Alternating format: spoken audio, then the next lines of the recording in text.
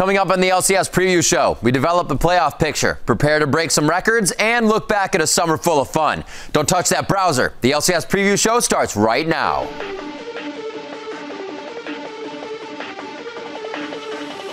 Selfie continues to split push off. Can he find? Oh, no one! There is the kill, and the Super Hawk can push through and pick up the win here.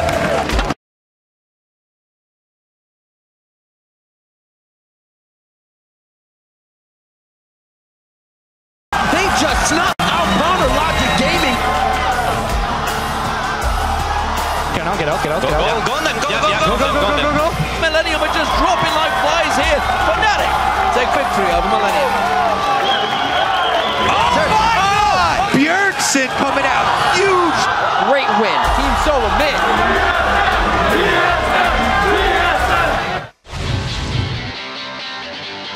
Hello, everyone, and welcome to the LCS preview show. I'm Irving Bism III, and this week we've decided to emulate the roster changes we've seen all season in the LCS. So we're benching Jat and bringing in my fellow Smite on F caster Kobe in effort to grab some last-minute fantasy points. All right, well, I can't absolutely guarantee that I will buff your fantasy league. I will do my best. That's not good enough. Wait a minute. All right, can we still swap him out? What is that? Submitted paperwork. Whatever. All right, so no pressure, Kobe. I think you can hack it. All right, thank you, Riv. There's nothing like positive reinforcement. In the meantime, I would like to thank you. All the fans are probably happy to see you up this early for the preview show, as well in Europe in their afternoon. You're welcome. So there's a super week full of LCS action ahead as the summer split comes to a close. So let's get right into things right now. First up, it's World Watch, where we check out the regions to see how well the 2014 World Championship is shaping up.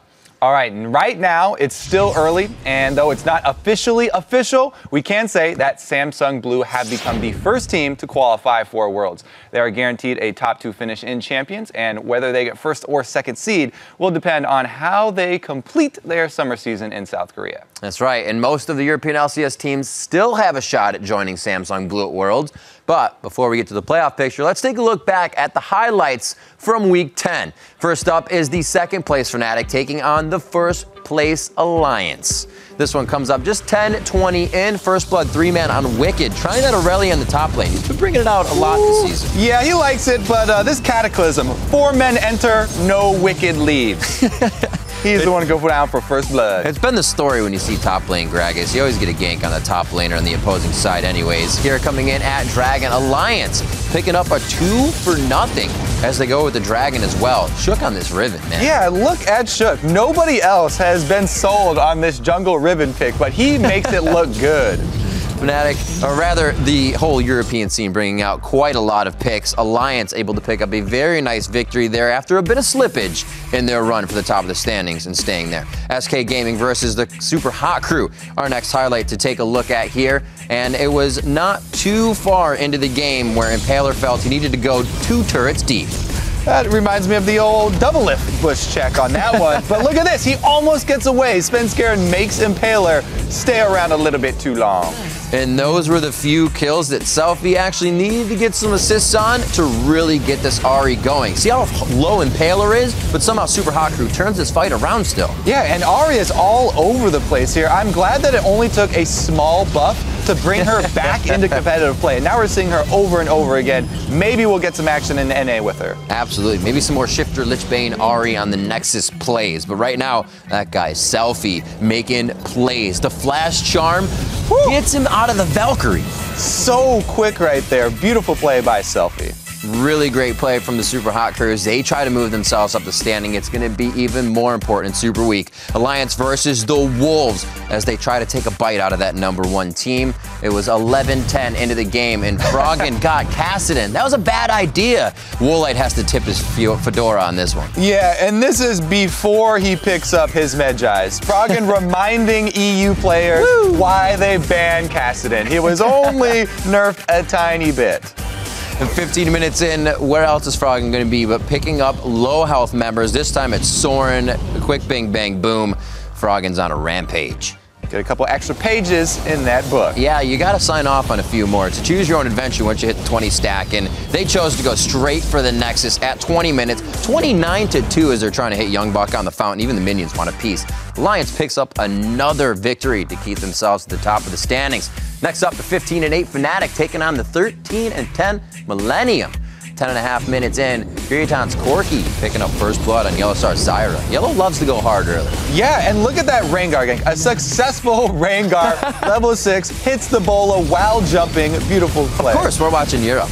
To see the box go down here, 33 minutes in, 15-14, a pretty bloody game for 30 minutes in, but they are just going too hard, and Rekkles again on the late game carries comes up big. But 35.5 minutes in, you still got to be scared of the red side Gragas. Oh my god, yeah, the double barrel Gragas, bringing back nightmares for all the junglers. Whenever that happens, all you have to remember, never blame the jungler. It's Gragas' fault, not his. Okay, maybe they're running Smite on D. We'll have to find out. Coming up here at 44 minutes in, Fnatic get a huge fight. They lose no one on this, and they're able to completely cancel out Millennium to push themselves into a win here. Yeah, look at Cyanide. He wants vengeance on Kirk for stealing that Baron, but he doesn't even get it. Rekkles is going to steal that one away.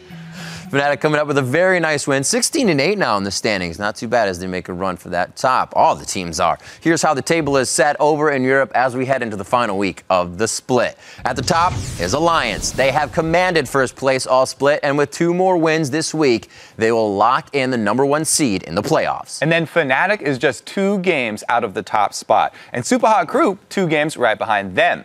Millennium and SK round out the teams that have locked in playoff spots, while Roccat and the Wolves are fighting for the 6th and final berth. And now to take a closer look at that playoff picture over in Europe, we'll bring in a man who's seen the action firsthand. How you doing, Quick Shot? I'm fantastic, Riv. Really looking forward to Super Week and all the games we've got ahead of us. As am I. And like we just said, 5 of the European teams have already qualified this week, and they will be looking for better playoff seeding. How are things looking over there?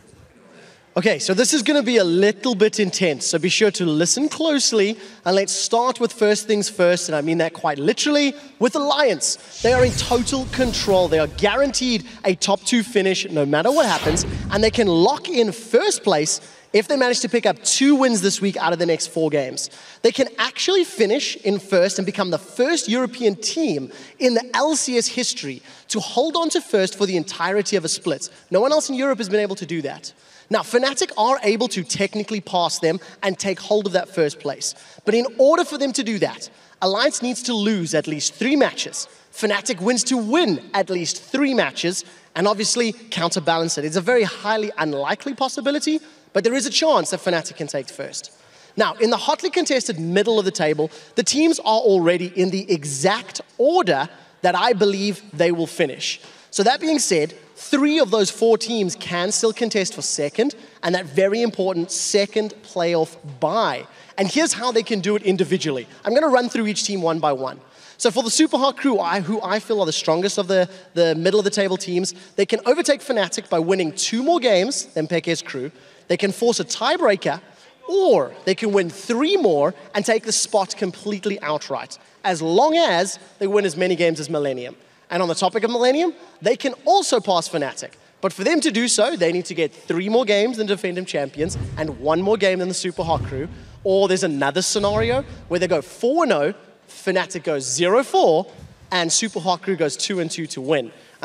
Hopefully, we can try and make this a little simpler. But with all the different possibilities, I don't think that Millennium and Super Hot Crew will be challenging for second. I do believe that these are the 2 teams that'll be battling out for that 3rd place position at our playoffs at Gamescom.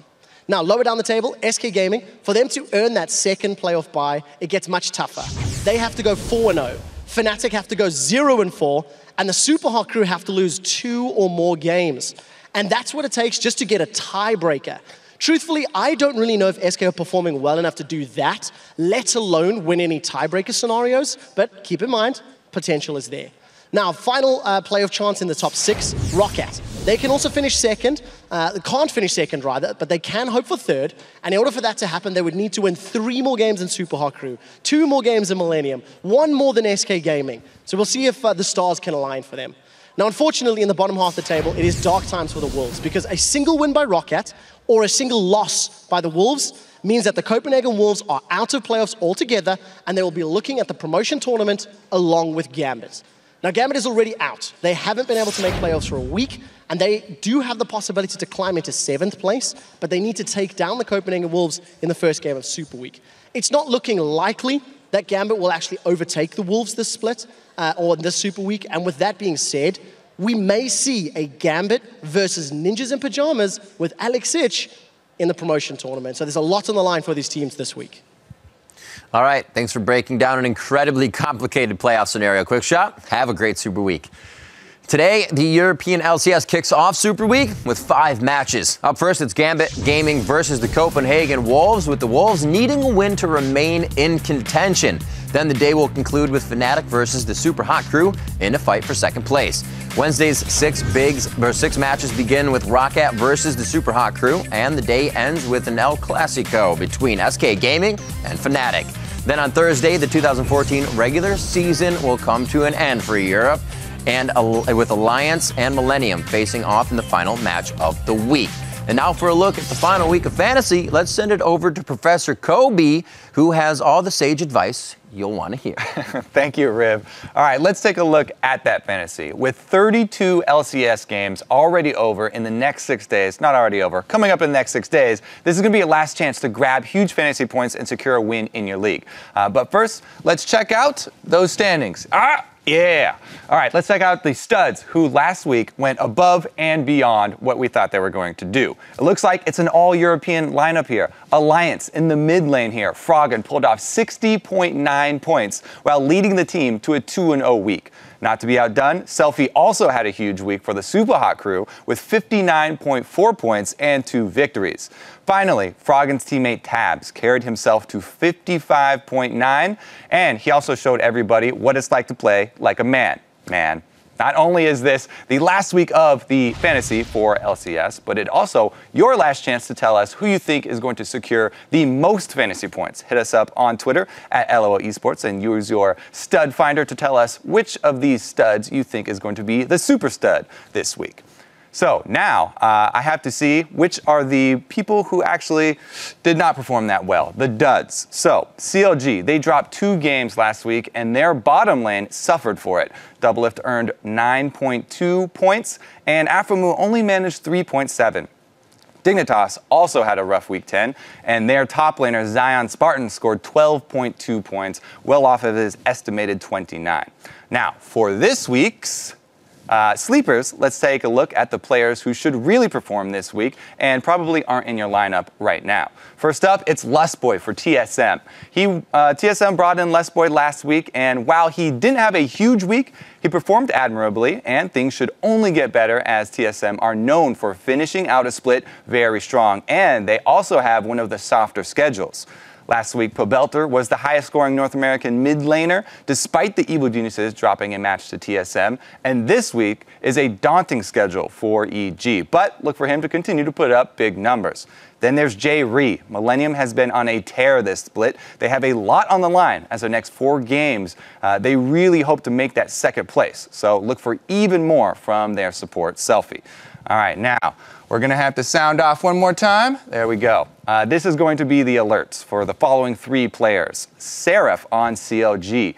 He's a top laner out of the starting lineup this week, and as a result, he won't be earning any fantasy points, so you need to yank him as quickly as possible. Don't pull a Jat and leave him in like he did with TSM support. Dexter for CLG in the jungle has not only been performing poorly for the last 3 weeks, but he also is going to be playing without his normal top laner, so that could very well affect his results as well, and he might drop even further. Finally, we have Shiphtur, Team Dignitas mid laner. He has also been underperforming, and in the last 7 of 10 games, he has gotten less than his estimated points. With a tough week ahead, consider benching him for someone else if you've got more options. All right, we really do hope that you had a great time playing fantasy this split, and we've certainly enjoyed bringing you the fantasy advice we hope is not court admissible. And if it is, remember, Jat said it, not me. So hashtag Kobe's always right. Now let's activate the listening devices hidden around the LCS stages and eavesdrop on our teams. Yep, it's time for all chat. You said that you could be the next cutie pie of you. Yeah, I think I'm gonna pass. You're gonna pass? Have fun. Kitty, don't get hit by mine. Hey. God bless.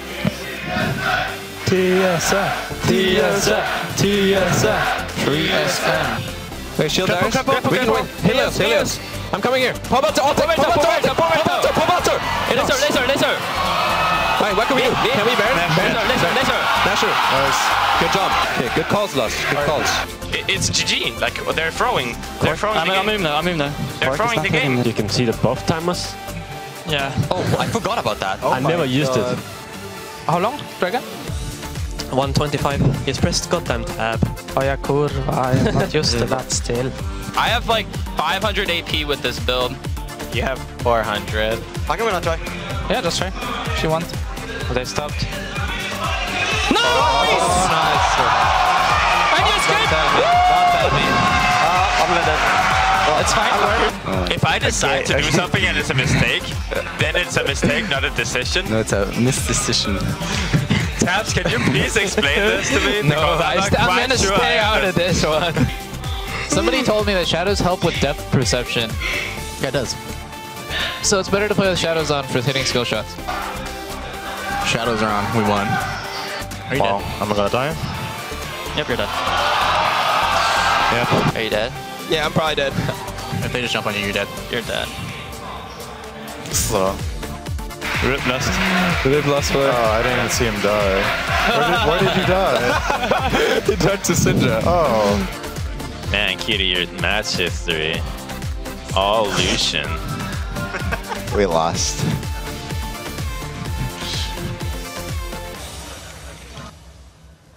I think the biggest thing I took out of this all chat is shadows equal win. Must try when I get home. If you want to listen in on extended versions of all chat, just head over to LOL Esports YouTube channel. There's a lot of bonus material there just waiting for your ears.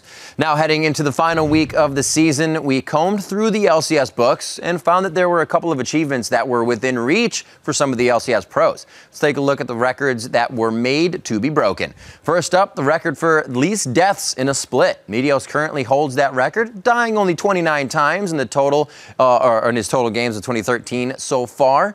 That's an average of only 1.04 deaths per game. Right now, two players are threatening that nearly immortal performance, however. Currently, Shiphtur has only 23 deaths and Rekkles 24. If they can keep the Grim Reaper at bay over the next 4 matches, we'll have a new record holder.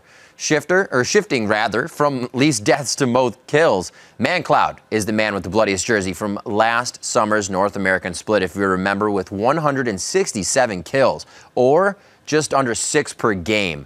Rekkles is currently the closest player to that record right now with 140 kills this split. He would need to average 7 kills per game to best Mancloud. And while that might sound like a lot, he does average just about the same amount that Mancloud was getting, 5.8, just under 6 per game right now. So it is within reach, and if he has another performance on Vayne like he did in Week 9, he could just pull it out in the final hour.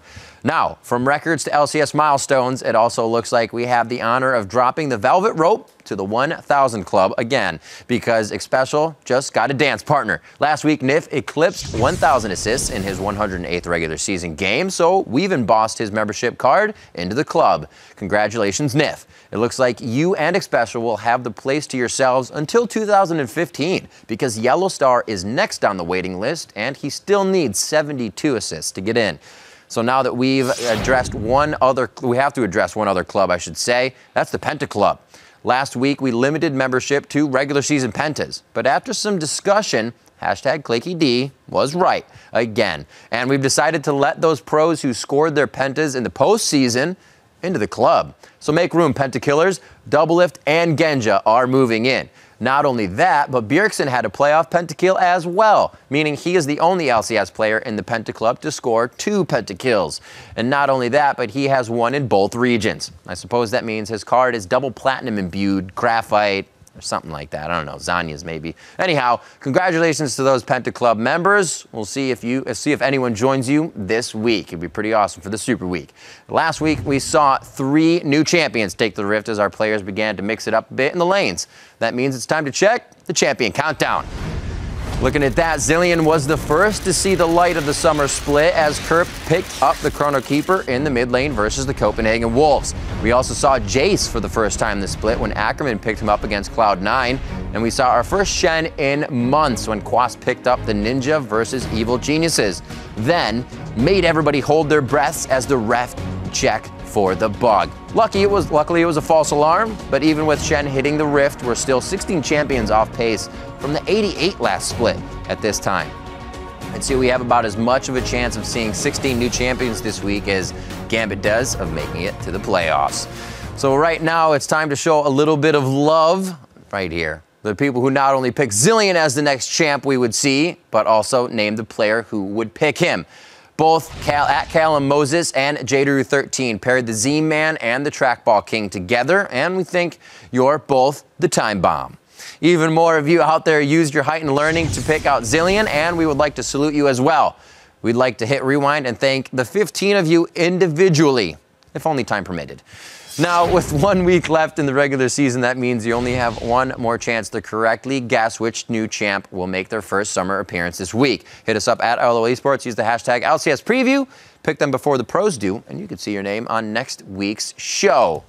Haha, but now let's bring things over to North American shores. We take a look back at the highlights from the teams in Week 10. Our first matchup features a struggling Team Dignitas looking to pick up a win against the rising Cloud9, one and the other. It's going to be tough. Here they go. This is the Dragonfly. High doesn't get to do anything here. Dies before Shockwave is able to complete, so doesn't do any damage. And look at Scar's tweets. He thinks, hey, we got one fight, we won the game. We won the game. Let's keep track of those tweets, though, as the game progresses, because it gets a little worse. They're not done yet. Crumbs gets caught out. You know, it seems like NA Rengars don't have 9 lives. It doesn't factor out that way. They don't have the best performances, let's see. There he goes down once again. Cloud9 really grabbing a foothold with those few kills. A pivotal in the jungle kill 2 times on Rengar, and it led them right into Dignitas' base. And it looks like Skara is singing a new tune. Yeah. At the end of this one. That one came out quite quick. The handshakes and camaraderie as Cloud9 continue to move up the standings. And the next highlight comes from CLG, looking to join TSM and Cloud9 in the tie for second place as they face off against Curse. Another Rengar, and another Rengar death. Dominate was all over Dexter this game, continuously counter jungling and ganking the lanes. Look at this dive. He's fearless, goes right under the turret. And this is when Curse kind of put the pedal to the metal in the right place. Usually they go for too much and lose a lot, but this time they get out all smiles. And I like how he's resigned to his death and he stays under there. Yeah, absolutely. You got to one's got to go down for the good of the team. Here we see Cop and Doublelift. Cop just throws down the authority. He knew from the instant they started that fight, it was his. Yeah, he was trying to dodge off some of the rockets there, Doublelift, but not able to do so. And it looks like Curse are on their way to victory. And double AD composition working for them once again. In our next highlight, the Spring Split champions Cloud9 look to pick up a win against first place LMQ. All right, this one is just a little bit of a misstep by LMQ, but really strong play by Cloud9. They let High charge up his own knockup and then walk right up to them for the initiate. Really well played by High, and LMQ got a bit too close a couple times. How about doing your own initiation twice in a row, just becoming a menace and completely controlling the game? Balls gets his solo lane to himself on Rise Again, and Cloud9 is back on track. TSM versus Counterlogic Gaming in our next highlight. Loco Doco giving Bjergsen the business so he can deliver it to both Afromu and Doublelift. Yeah, Bjergsen's not just done with Afromu here. He wants the whole rush hour, and he jumps over to knock Doublelift out of the rocket jump, just obliterating him. And Doublelift also tries to flash the kick there from Amazing, but they're too quick with the follow-up CC. Way too quick. 22-15 and Bjergsen takes down Seraph on Shiv. Wild Turtle was real close here, but they get him out safe with how far they were ahead. Yeah, Bjergsen Syndra, not just to be feared in EU, but also over in NA. Doublelift gets another taste. He didn't even have time to blink. No Doublelift hand tricks there. And there's a 15-9 team solo mid moving up the rankings. And now here are the NA standings as the teams head into the final week of the split. LMQ have been in sole control of first place for the last 2 weeks, but they are just 1 game ahead of Cloud9 and Team Solo Mid. Meanwhile, CLG have slid from 2nd down to 4th, but Dignitas have fallen even harder, all the way from 1st into 5th place. But those standings could dramatically change over the final 4 games of the summer split, as right now, every North American squad still has a chance to reach the playoffs, and 5 teams still have a shot at first. So let's take a quick look at what it will take for each team to finish as high as they can this split. All right, LMQ currently hold the first place position, and they can keep it into the playoffs if they win one more game than Cloud9 over the next week, or if they tie with CLG and or TSM, as they own the tiebreaker for both of those teams. We'll have to see if Xiao and crew can overcome the management issues that have arisen, and they can pull off a top 2 finish to lock down one of the incredibly important playoff buys. In order for the suddenly red-hot Cloud9, they are only going to have to win one more game than LMQ over the next week, since they own the tiebreaker for that matchup. And they also need to simultaneously win one more game than TSM or beat TSM in their final head-to-head.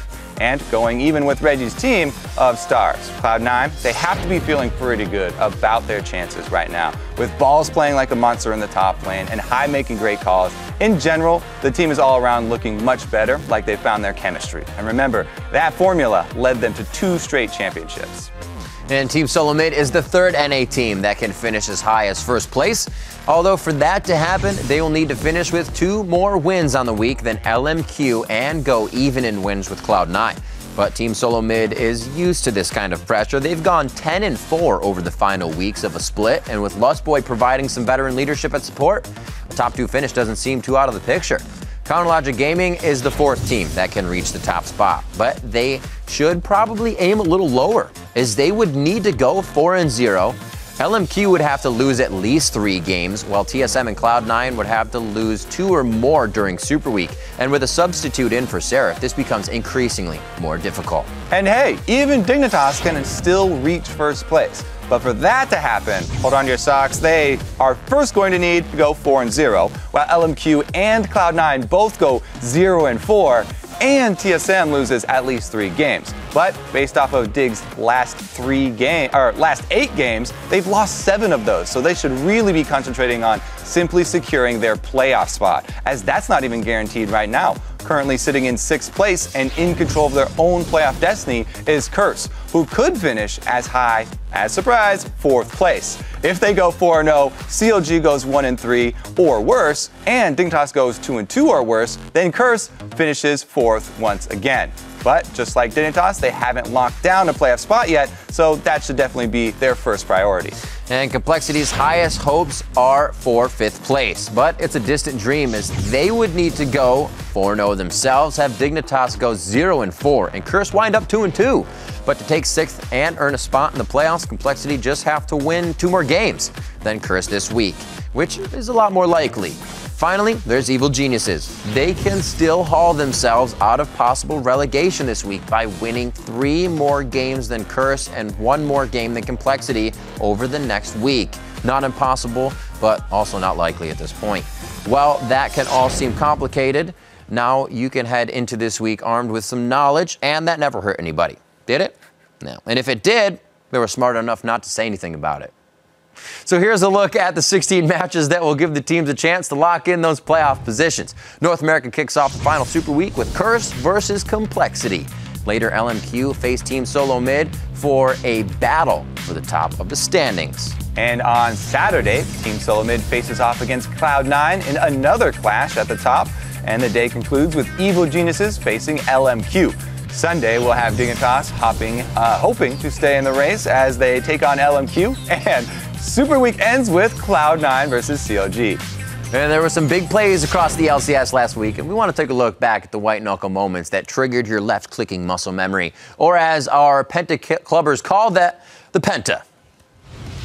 All right, coming in at number 5, it's Ackerman with the over-the-shoulder blind barrel toss.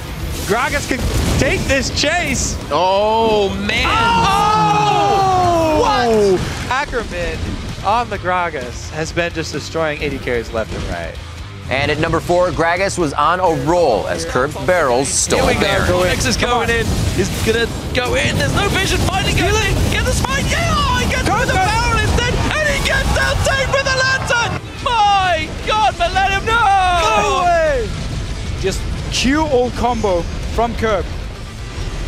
At number 3, it was Continents, kicking Broken Shard out of the pit. Started off now, Millennium on towards it, Broken Shard. Can he be the man of the moment? He's going to have to jump in, but instead he gets knocked away. Continents, he's very, very fast on this linear. He was the guy who jumped out, kicked Broken Shard away, jumped back into the Baron pit.